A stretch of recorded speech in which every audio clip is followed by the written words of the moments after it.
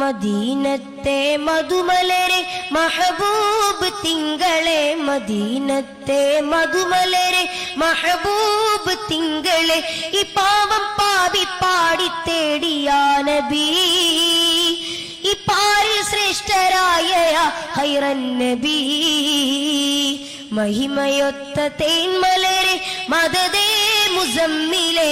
പ്രപഞ്ചത്തിന്റെ മുഴുവൻ അലിവായി പെയ്തിറങ്ങിയ പ്രകാശത്തിന്റെ പുണ്യവസന്തം, അന്ധകാരത്തിന്റെ മരുഭൂമിയിൽ സ്നേഹത്തിന്റെ കുളിർമഴയായി വന്ന് മാനവികതയുടെ വിത്തുപാകിയ നന്മയുടെ നായകൻ, തൊഴിൽ ചെയ്തവന്റെ വിയർപ്പ് തുള്ളി ഉണങ്ങുന്നതിന് മുമ്പ് അവന്റെ വേതനം നൽകുക എന്ന് പ്രഖ്യാപിച്ച് എളിയവന്റെയും സാധാരണക്കാരനായ തൊഴിലാളികളുടെയും അവകാശങ്ങൾക്ക് കാവൽ നിന്ന കാരുണ്യത്തിന്റെ തണൽമരം.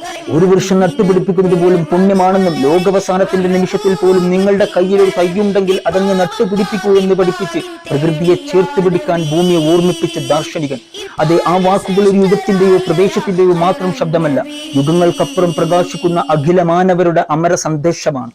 ഭൂമിയിലുള്ളവരോട് നിങ്ങൾ കരുണ കാണിക്കുക, പ്രപഞ്ചനാഥൻ നിങ്ങളോടും കരുണ കാണിക്കുമെന്ന് നമ്മെ ഓർമ്മിപ്പിച്ച ആ പുണ്യപ്രകാശത്തിന്റെ 1501 ജന്മദിനത്തിൽ നമുക്ക് അസഹിഷ്ണുതയുടെ ഇരുളകറ്റാൻ, കാരുണ്യത്തിന്റെ നീതിയുടെ മായാത്ത സ്നേഹത്തിന്റെ പുതിയൊരു ലോകം പണിയാം. ഏവർക്കും തിരുനബിയുടെ സാർവത്രിക സ്നേഹ സന്ദേശം നേർന്നുകൊണ്ട് മനോഹരമായൊരു മീലാദാശംസകൾ.